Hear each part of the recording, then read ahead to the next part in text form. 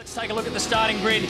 You can see on the left where they'll start and on the right in the yellow box where they qualified. Murphy will start on pole, Mark Scaife alongside him, Ambrose and Stephen Richards make up your front two rows of the grid. Awesome performance from Russell Ingall to get through the field yesterday. He qualified 16th, he finished 5th. That was a great job. Todd Kelly in position number 7 and Simon Wills inside the top 10 for Team Dynamic. And we move down further through the field. You can see Jason Bright there in position number 12. So he's starting from a little bit further back than he's been used to this year. And the quiet achiever in the championship so far is Paul Radisich. He's 16th on this grid. He started 28th. He's had 2 top 10 results and he's 9th in the championship. Mark Noske in the AU Falcon from Tony Noske Racing made his first top 10 shootout. He finished up in race 1, 17th. That's where he'll start from race 2. And Cam McConville down in 21. What a tough weekend for him. They've had pace. He was actually P2 in the second session, but he was trapped in that oil drama in qualifying, and he's moved up a little from the back, but he's got a good car. Can't do much with it at the moment. Yeah, in the final rows of the grid, Baird, Larkham, all the way down to Bargwana. Now, we understand that Jason Bargwana will not actually start. I told you that they've dropped a new engine in, so they haven't managed to work that out yet, and I think that Daryl Beattie can update that a little bit more for us. Daryl? Yeah, you're right there, Matty. They did change that engine, and he's gone out again this morning, and it's electrical problems that's caused that car to be parked for the day, so Jason's out. Disappointment for Jason Bargwana, of course, and the Orcon team. His team boss, Mark Larkham, will, though, still be out there. Well, we had a great race yesterday in the opening of these 3 42-lap heats. Just waiting for the final cars before the green flag is waved, and there it is. Will we get a repeat today? Murphy on your left, Mark Scaife on your right. 42 laps, 100 kilometres ahead of us. Will Scaife get a better start this time around? It looks dead even at the front. Ingall gets switched around towards the middle of the grid there, but Murphy holds his position, and Scaife settles for second throughout turn 1. A little bit of contact between Scaife and Ambrose. Nobody wanted to be the guy that blinked in the first corner, but Scaife prevailed. He had that little edge off the line, and it looks like a relatively clean start. Okay, now up over the rise for the first time this afternoon. Single file they go. Perfect conditions, absolutely perfect. It's been this way, as we mentioned at the top of the show, for every session that they've had, the practice, qualifying and warm-up sessions. Around turn 6, down the back straight they go, and Mark Scaife is already looking to put pressure on car number 51. His opening lap looked strong. He was able to have a look up the inside of Murphy as they came out of turn 6. These two drivers attack the exit of turn 6 in a different manner. Mark tends to come out a little bit shallow and square the weight on the back of the car. Murph runs a wider line. Look at this mid-pack battle here. Team Brock cars, Rick Kelly, who went off this morning in the warm-up. The number of people that have been off this weekend, Matthew, is quite extraordinary. A lot of broken splitters, lots of people losing coolant, lots of radiator ducting broken. It's been quite extraordinary. The pressure's on. Scaife right in the slipstream of the Murphy-mobile. This is the approach to turn 6 down the hill. There's a bump on the approach. It's super easy to lock the inside front tyre. Watch the different lines here. Mark is out looking for clean air. He got a better exit. This time he's got track position. They will go side by side into the braking area. It's 250 Ks. Ambrose buys in as well. This is a great scrap. Is there a change for first and second? Yes. Murphy hung out to dry in the rough stuff and back to third. A double change at the front of the field as Mark Scaife and Marcus Ambrose put the pressure right on turn 7 at Greg Murphy. That was the kind of stuff that we saw Scaife try to do time and time again yesterday in race 1. He couldn't get through, but that time he got through, and the reason why, he had the position going over the hill, heading down the back straight. This will be to do with the way everybody's managing their tyres. Murphy drops another spot to Stephen Richards. Now Russell Ingall wants to buy in. Remember, there's a compulsory stop. The window opens between 2 and 29. It's a tyre stop only. It's not a fuel stop this weekend. And different people will have chosen to use different tyre set combinations. Murphy's in now. I reckon Murph will come in because I think he's gone out on the scrappier tyres. But what that's done is it's cost him track position in the opening part of the race. He did not have the matching pace at the start. I think Murphy will come in, yes. Oh, he nearly ran out of road. He was so close to ending up in that sand trap then. It's a tricky entry to pit lane as Greg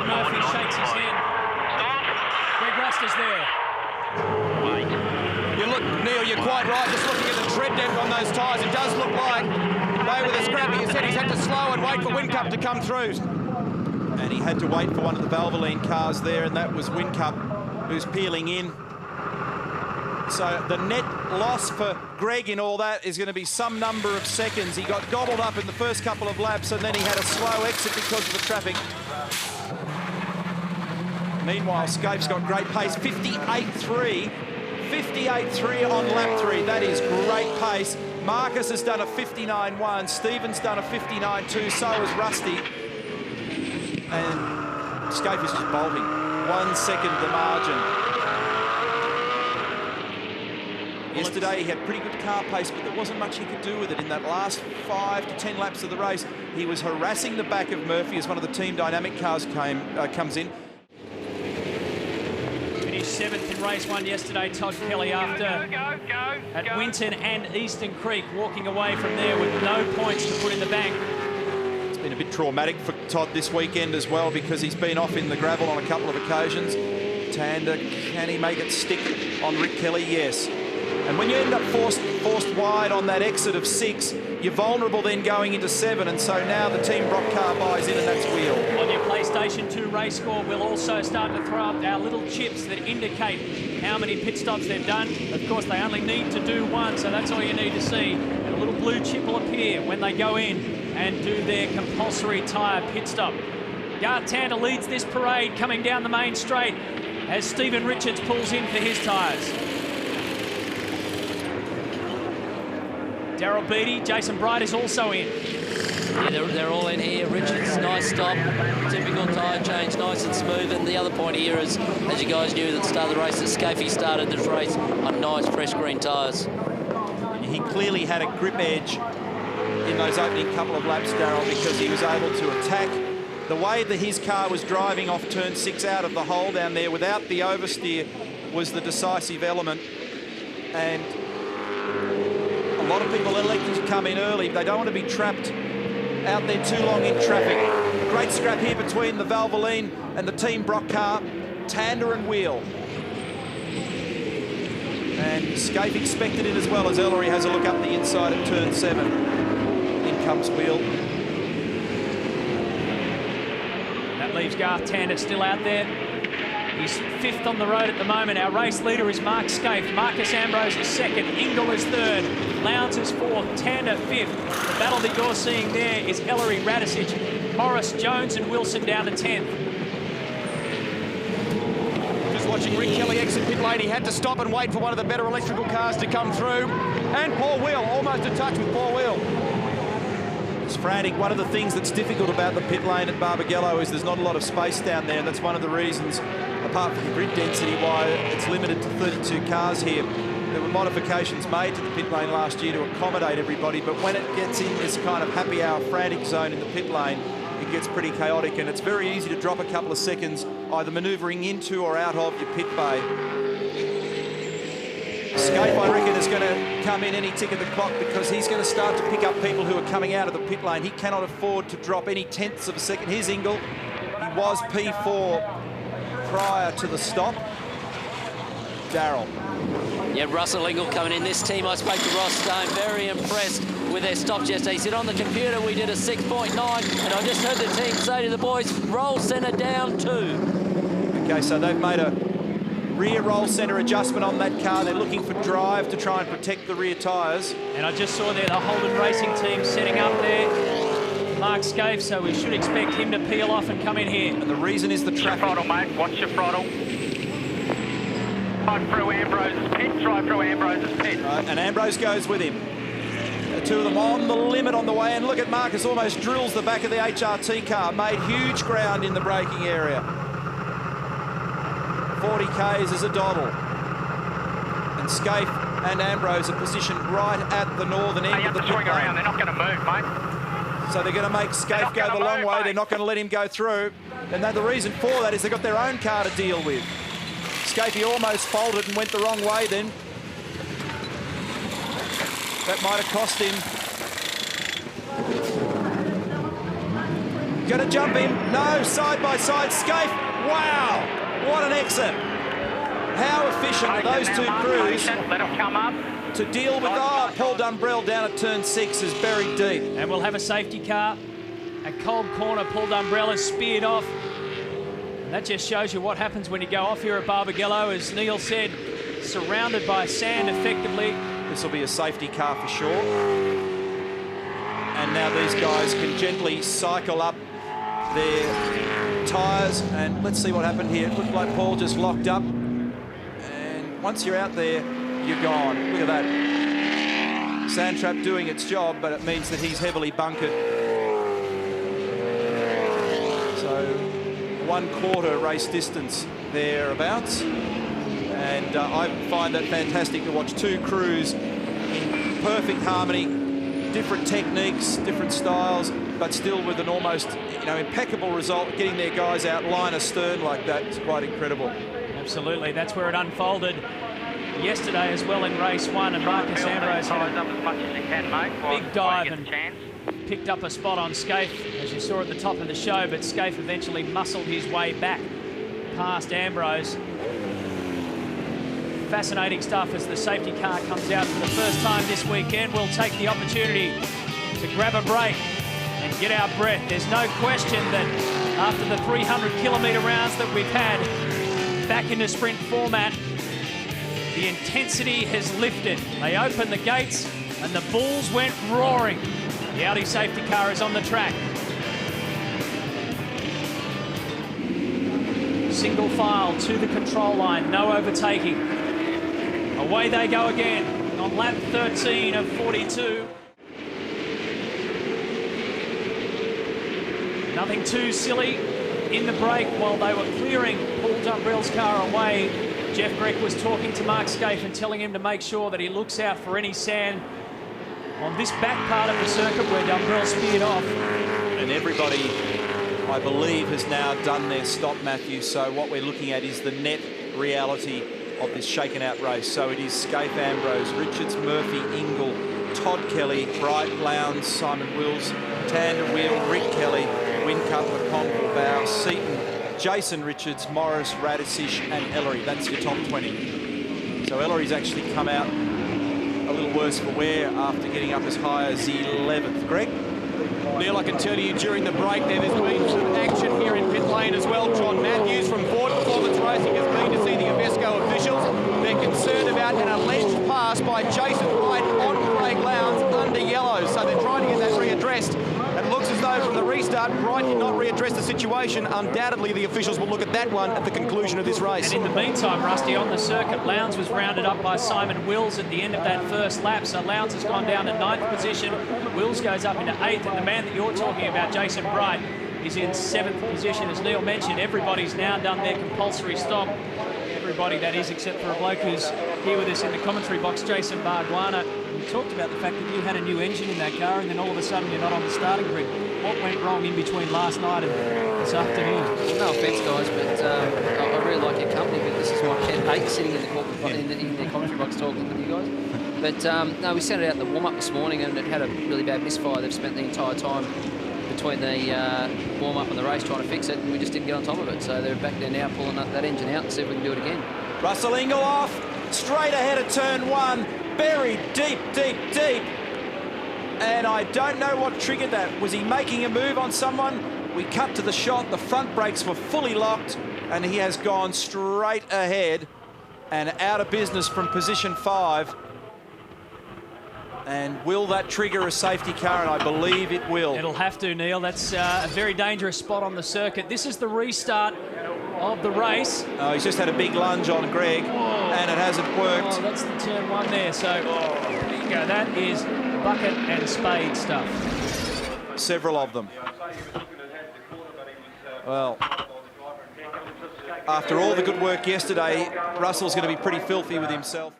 Parks, there's a, what, 150-metre licorice strap It's there. certainly not Russell's style to do something like that. It'll be interesting to hear that story because I wonder to see, there's a bit of fluid down here. I wonder whether or not something else has occurred. See, just down there near the front right, and obviously that can happen after the sand, but... I mean, he's got on the brake. No, I mean, obviously you try and get off the brake and save the tyre as much as you can if you're going to lock one up, but it's just locked up and kept going. So it'd be interesting to have a look at actually what did happen there. There might be more to the story. He's playing with the car, and I'd suggest if it was all okay, he'd be just walking away from it. But obviously there's something wrong there. Could it have been a jammed throttle? We'll get on the job and get the boys down there in the pit lane and find out. That's very weird, because normally what would happen is, say, you'd modulate the brake and you'd make some attempt to try and get the car to turn.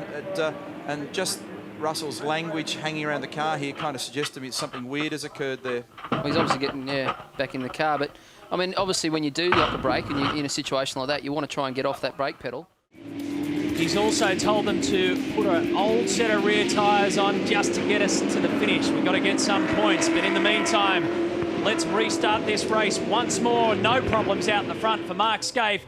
Ambrose is second, Richard still third, Murphy is in fourth, and Todd Kelly in fifth position now as they go around turn one. I think Lowndes has dropped another spot Lowndes there down has. at turn one. Tander, it is up on the inside of him. Yes, it is. So it looks like he's battling for some reason. Lowndes has gone back into ninth. Car balance is such an important issue here, Jason. And it's very difficult sometimes to get the cars in the sweet spot, get them in the window at this track. Well, it is, and if you stand there and watch that shot as they come over the top of the hill, you can see the first sort of half a dozen cars really put their power down well. The rear of the cars nice and settled. As the cars keep coming through, the rear of the cars start sliding around. So obviously the faster guys got the rear of the car sorted out, looks after the rear tyre, and able to push on for the whole race. Scaife's showing very good pace here. He's pulled a little margin. Look at that tyre of Russell Ingles where the flat spot has ripped it apart. Darryl? Yeah, Neil, these guys here tempted to try and get more people to work on this car to get him back out. They're only allowed the 6 here. They're running around just tidying the car up. I spoke to Ross Stone. He said it does show on the telemetry where it has stuck for a short time. I said, why is that, Ross? He said, who knows? He said, the sand around here, you just don't know. And you only need a short time, of course. Everybody's driving the cars at the 100% limit. So if all of a sudden you ask the car to rush into the first corner a couple of metres beyond normal, then there's no getting out of it, is there, Joe? Well, 600 odd horsepower is a lot to push, and obviously when those brakes, they lock up but they don't stop it, and it keeps driving, especially if it's stuck at 100% throttle. There's not much you can do. Jason Bright has got around Simon Wills, and now Garth Tander wants to buy into that as well. So Wills has just given up position 7. And Garth Tander is waiting to pounce as well. Wills and Jason Richards were quick in this morning's warm-up. Looks like they've got reasonable car pace. Scaife 59.1 on the last lap, Ambrose 59.3, Richards 59.5, Murphy 59.6, Kelly 59.8, and everybody thereafter is in the 60 plus. But bear in mind that the further back you get, when you get into those battles, and this, look at that group of cars there, there's 7, 8, 9 cars, they all fumble each other, and it clearly affects lap speed. Quite interesting. Look at the lap times there. I mean, the fastest lap of the race so far is Mark Scaife, the 58.3. Yesterday they were doing 59 deads. Around there is the fastest lap of the race. So clearly the track condition today is a little bit better. Obviously earlier in the day, and you know, a bit more speed out there. Marcus Ambrose put down a 57.9 in the warm-up. Lowndes. He had a big understeer through 6. So that car just isn't turning very well for him at the moment. I watched some of the changes that they were making in the warm-up this morning, and he's just given up position 9 to Paul Wheel. And you have to say that Rick Kelly might grab a position as well, not this time. So Lowndes drops back to 10th. Behind him is Kelly, then McConville.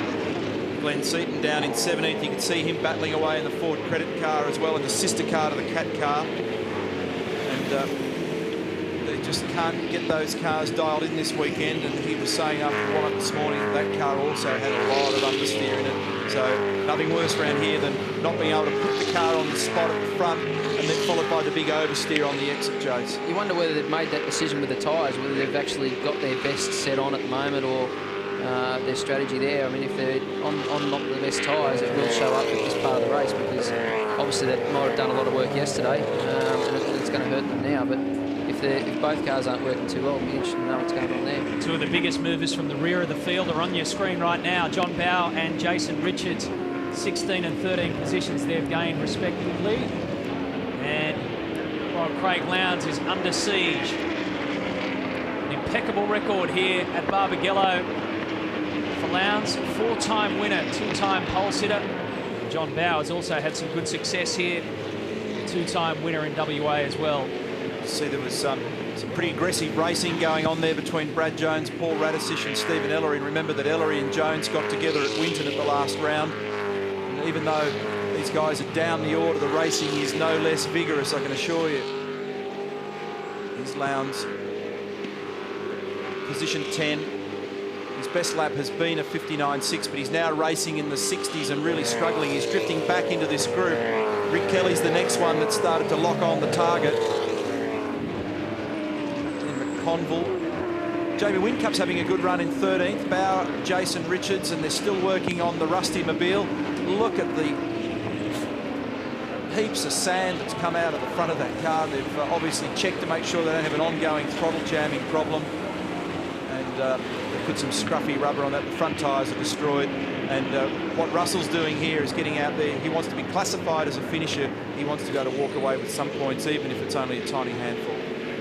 He's third in the championship with 689 points. Russell Ingall, he collected 56 yesterday after a good move, as we said earlier, from 16th all the way up into 5th. It's been that kind of weekend, Jason Bargwanna, for a lot of these guys. Stop-start throughout the first practice sessions. We had 7 red flags in the first practice session, and I know most of you guys were not just complaining about the lack of grip, but complaining about the fact that you can't put a handful of laps together, so you're really getting nothing out of it. Well, I mean, it's important that you obviously work out a setup that's going to look after tyres, and when you can only get 2 and 3 laps in because of the red flag stoppages, it makes it very, very difficult. So Glenn's going to lose another position here. It's the battle for position 17 as Paul Radisich scoots around Glenn Seaton. And Brad Jones looks to push himself up as well. So he's off, is he? Oh, Whincup only just saved that because he locked up. Bow got through. When you lock up down there, you don't have too many options. The track has got a huge amount of dust and rubber build-up on the offline area. The marbles are treacherous here, Greg. Well, I'm with John Russell, Neil. John, what can you tell us about Craig? He's dropped a few positions. Does the car have a problem? There's no specific problem with the car, but we had intended to run Craig quite long, and so the set of tyres that are on the car now are not the best of the 2 sets. What it means is we've got a set there in good nick for the next race, so we'll see whether Craig can put it back together. Thanks, John. Craig Lowndes 7th in race 1 after qualifying. Sorry, 6th in race 1 after qualifying 7th, and Whincup has finally given up and gone off the track. He held it together on turn 1, but couldn't do the same down at turn 6. Yes. Into the back straight. Well, that John has just confirmed in that interview what you were talking about, that they don't have the best tyre option on Craig's car at the moment, which is exaggerating his problems. Here's a replay, the Strathfield replay of what happened down at turn 6. And it's Morris and Whincup, and contact there, and Whincup ending up out in the boonies, but dropping a bunch of placings, but at least he didn't end up buried in the sand. Darryl Beattie in pit lane. Yeah, you just speak about that Morris incident there, Neil. I just saw him come down pit straight here, and the left front tyre is smoking quite bad with it rubbing on that guard there, so I'd say they'll be in soon. There's car number 29, the CMA Wines entry, and that's as a direct result of the contact down there at turn 6. Paul Morris hasn't had a lot of luck this weekend. He was right up there in terms of practice, inside the top 7 for the 2 practice sessions, but he was one of the victims in that qualifying session when Paul Wheel dropped a whole heap of oil and they couldn't really complete any decent laps. He ended up qualifying 29th, wasn't real happy about it. Simon Wills and Garth Tander are doing business for positions 7 and 8. It's an excellent battle, this one. 4 cars in it, 2 Team Brock cars. Filling in the sandwich, Team Dynamic and a Valvoline car. And these guys have been at it now for laps. Will's going to be careful here. He might lose 2 spots because Paul Wheel's going to duck in inside there and hold him right at the outside. There he goes. He turned it into one very long Commodore, didn't he? So the order at the moment is Mark Scaife with a 1.1 second lead over Marcus Ambrose at the front of the field. Stephen Richards doing his consistent best in 3rd. Scaife and Ambrose are the only drivers in the 59s at the moment, 59, 6 and 7 respectively.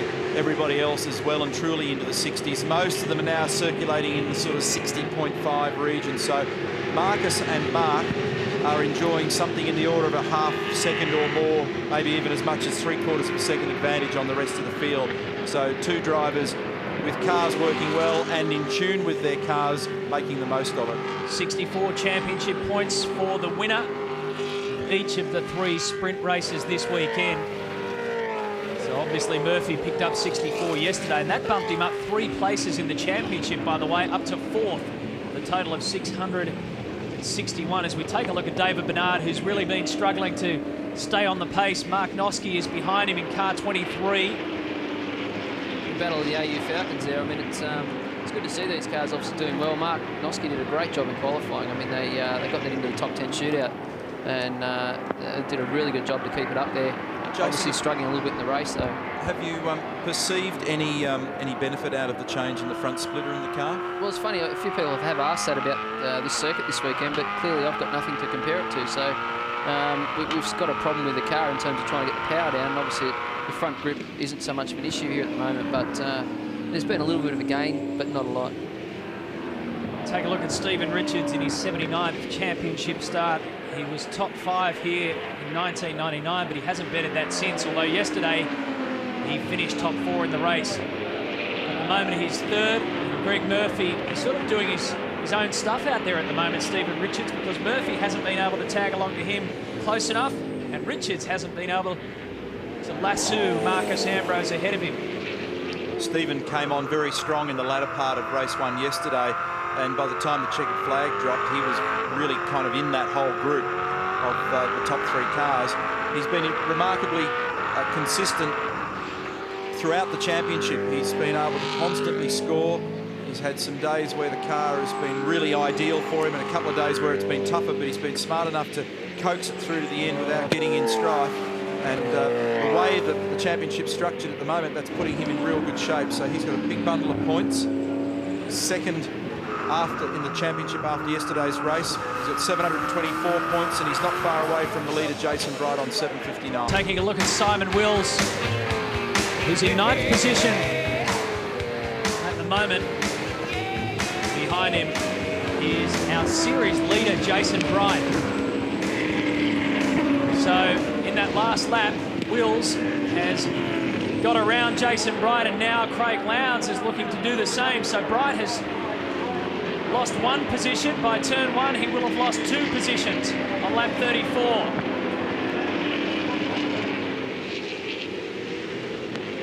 So that's the battle there for position 8, 9 and 10. Lowndes is now in 10th. Lowndes is now in 9th, and Bright will be in 10th because they keep swapping it before they get to the control line. It's a bit of a problem the Team Brock cars had yesterday. I was noticing that in the last 10 laps or so, they really came back to the field.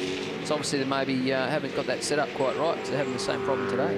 Jason Bright ended up finishing 12th yesterday, and his teammate Paul Wheel ended up finishing 13th. And remember that Bright qualified 3rd for race 1. Craig is again using that concrete verge down at turn 6. It's a little bit of a special trick of his. When the cars get to that very low grip stage later in the race, he parks the car up on the very top of that little platform down there, try and hook the car into line, and it actually gives him quite a yield down there when you study the data, and he did it very well on that lap. Got the car up where he wanted it to be. If I tried that in my thing, it would end up in the sandpit. Jump into the trees.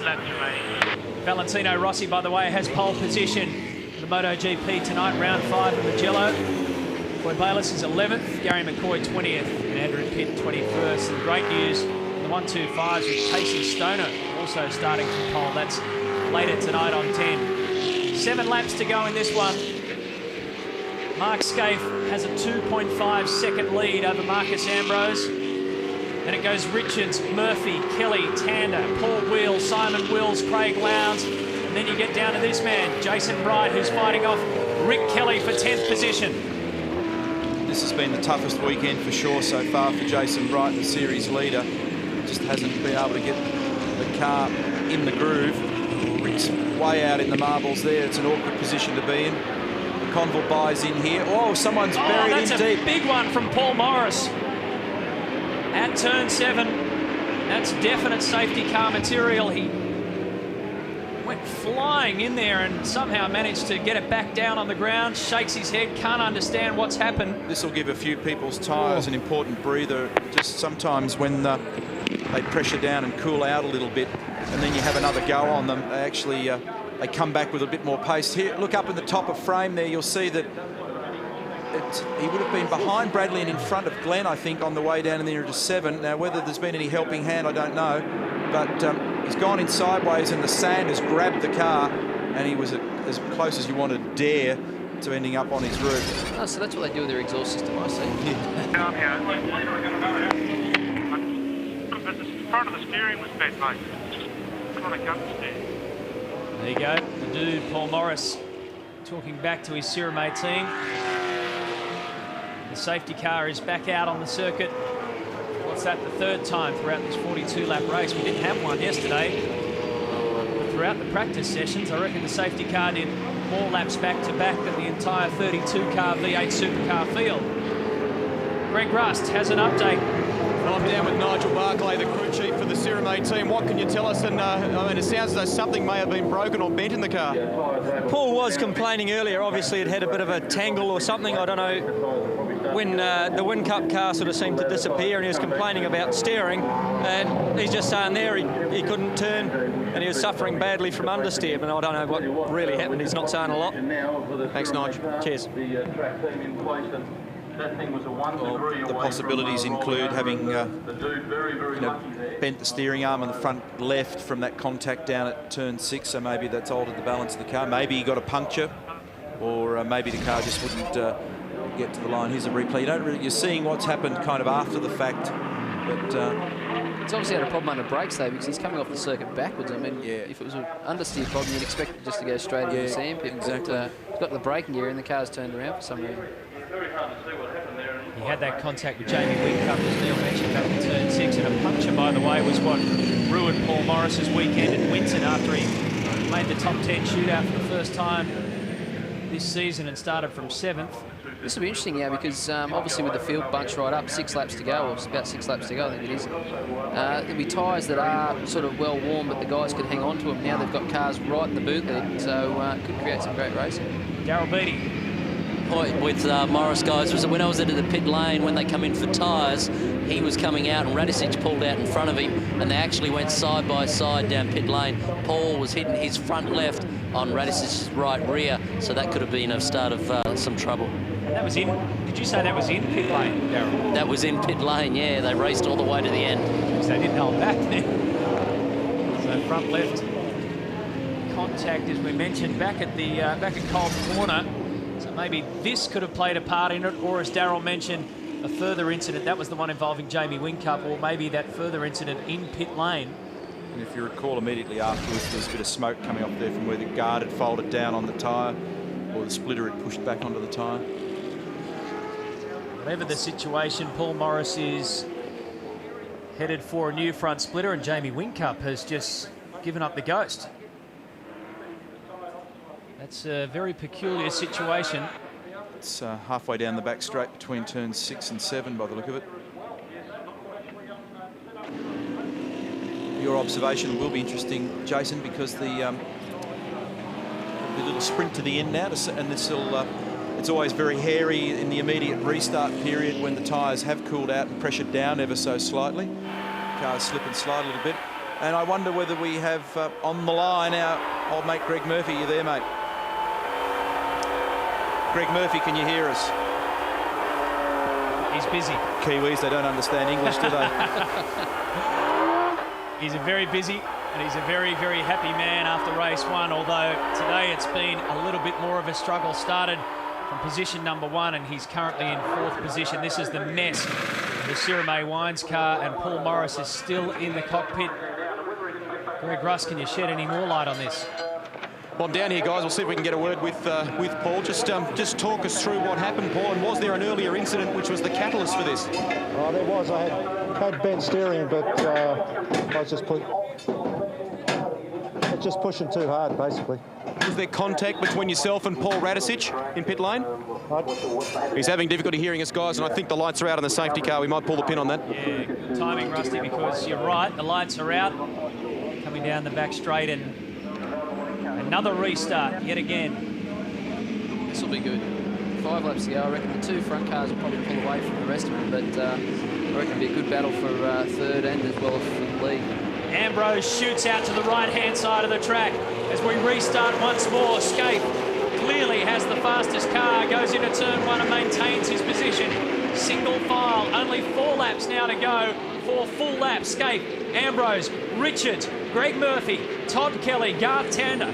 Then it's Paul Wheel, then Simon Wills, Craig Lowndes and Jason Bright in your top 10. Scaife's car not only is working well and balanced well, but must have very ideal tyre pressures on it, because he's just bolted even at the end of the first corner with only 1 corner negotiated. He had opened up a tiny margin, so the car's working well. Marcus has gone with him though in this half of the lap. Marcus had to cover a little bit because Stephen was looking up the inside going into turn 1.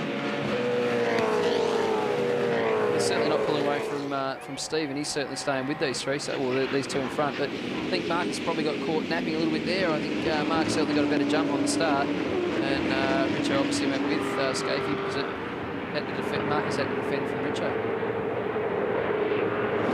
One team down here in pit lane at the moment is the Lansvale team of Cameron McConville. Very, very happy. They said he started from 30th yesterday, and now we're up to 11th, and the car is strong. Yeah, well, he's had a pretty strong weekend, other than for that horrible moment in qualifying, which trapped a few people, Darryl. He was 9th quickest in the first session on Friday. Was that Richo that went wide? Another of the big movers, Neil, the Aussie male 888 car of John Bowe. Let's bear in mind he started from the back of the grid. They had some problems before the start of race 1 yesterday with a misfire. They tried to change 2 spark plugs unsuccessfully on that car, but it's been a good charge by John Bowe during this race. Yeah, he started from 30th, Rusty. He's now up to 13th. I think Stephen Richards had a moment at turn 4 while we were talking there. He ended up pretty wide in the middle of the corner and dropped a pile of space. Yeah, it's hurt him a lot. Obviously still able to stay in front of Murph, but it certainly brought Murph right up to the picture there for third position. Oh, look at Lowndes. And contact with Simon Wills. Into the dirt they both go. Lowndes was so messy at the end of that long straight. Big lock-up. Look at Wills trying to extricate the Team Dynamic car. That's not going anywhere, and either is Craig Lowndes until they get the tow trucks. Just give me a bloody shovel here. There you go. Looks like Craig locked up the right front there and just wasn't able to pull it up. Yeah, he was got out of shape, and an unfortunate incident ended up with them both in the kitty litter down there. And I wonder whether race director Tim Schenken will, in fact, bring out the yellow flag or the safety car. Here's a replay. Strathfield replay might tell us more. CL gets all locked up, and he's just goes straight ahead, whacks straight into the back of Wills. Quite a long way back. He was, wasn't he? Yeah, it wasn't like he was even trying to overtake him. Look at the margin. Look, as you said, front right. He's tried to modulate it, and he hasn't been able to get the job done. He's just given him a whack in the rear. It's pretty clear cut, and no safety car. They will let the race finish, which is probably a good call. We just want a clean finish. Scaife, meanwhile, has made fresh air. I was making a point before about McConville. He was 9th in the first session, 2nd in the second session, then 30th in qualifying when that oil got dropped. So he's now working his way back to 8th position, and has got a pretty reasonable car this weekend, so he's trying to put it to good use. Sort of thing around here, if you've got good car speed, you can get through, because obviously when everyone's tyres are going away, you can actually overtake. So it's a bit of a disappointing result there for Wills. It would have been a good place for him to finish. Absolutely, but at the front of the field, Mark Scaife is putting the finishing touches on an incident-free 42 laps for the HRT #1 car. As you probably know by now, he's the new owner of the Holden Racing team, and effectively that means, as the boss, this is his first race victory for HRT. He might give himself a pay rise. Thanks, boys. Bloody excellent. Man, if he doesn't. Marcus Ambrose 2nd, Stephen Richards 3rd, Greg Murphy, then Garth Tander, Paul Wheel, Todd Kelly. Cameron McConville shoots up into the top 10. Rick Kelly and Jason Bright holds on for a top 10 performance as well. And as Rusty mentioned earlier, definitely John Bowe, the best charger there. Started 30th, finished 11th. That is the 2nd race victory of the year for Mark Scaife. Of course, he won race 2 at Adelaide, which also made him the round winner. And he's had a bit of a rough trot by his standards since. 2nd yesterday, 1st today. That's worth 126 points so far for the weekend, with one more 42-lap sprint race to come. Make it official on your Shell Helix race score. Mark Scaife, Marcus Ambrose, Stephen Richards, your top three. John Bowe there, as I mentioned, a great performance from him. So too from Jason Richards. And Paul Radicic is just nudging himself further up the championship with a consistent bank of points every weekend. Poor old Craig Lowndes and Simon Wills, as you can see behind that graphic there, are walking back to the pits. We'll dissect all of that and then get ready for race 2 right after this on your home of motorsport.